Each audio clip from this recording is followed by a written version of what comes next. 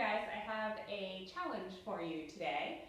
I was at Calmon Canning Street Studio here in Edinburgh yesterday teaching Thai yoga massage. Fantastic place. If you're local here, definitely check it out. Wonderful people, beautiful space.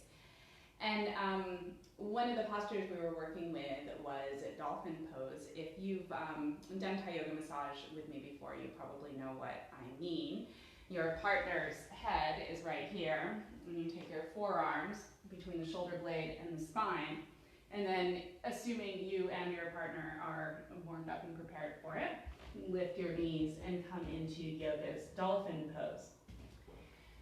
Beautiful way to open the upper back, to give some good compression and massage to those muscles. So as we were doing this, one of the things we were discussing was how do you control your weight as you lift up into that pose.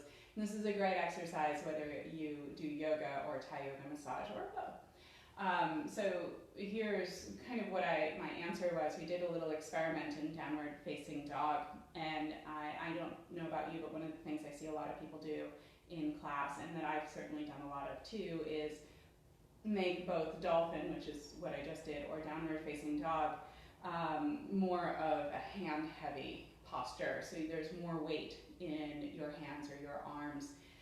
But if you can shift that weight back towards your feet, you have a great deal more control over lifting up into a posture like dolphin pose.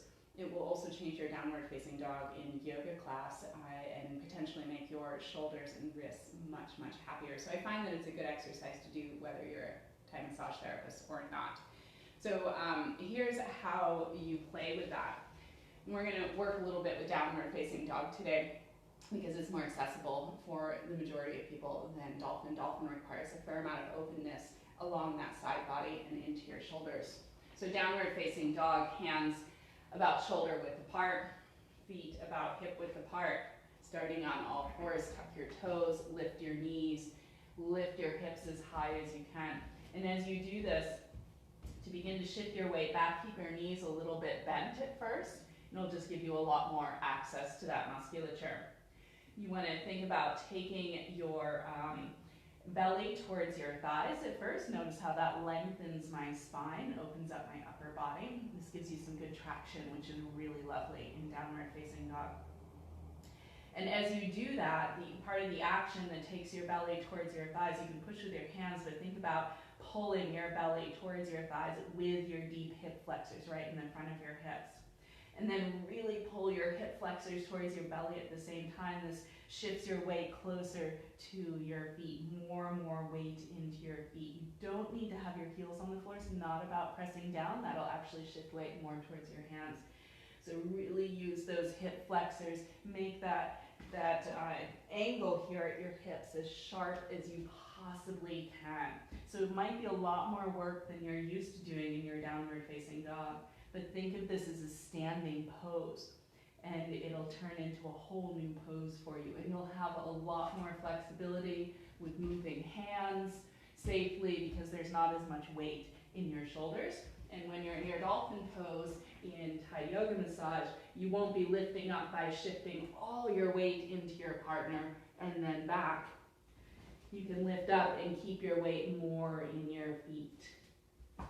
And that transition actually can be a really lovely thing to practice, keeping your weight in your legs as you bring your knees up and down, whether you're in dolphin or downward facing dog. If you've got a partner handy, you can have them put a strap right around your hip crease as you come up into your downward facing dog, and then have them pull back. So they're just leaning back, and this will shift your weight towards your feet. You'll feel your hands almost lift up off the floor, and then try to keep that as they let go of the strap. So just a little something to play with in your own practice. I hope you find it helpful. I hope you have a beautiful day. I'm about to go explore Edinburgh, see what we find out there. Maybe some pastries and coffee today. Always a nice thing. So I'll talk to you later. Bye-bye.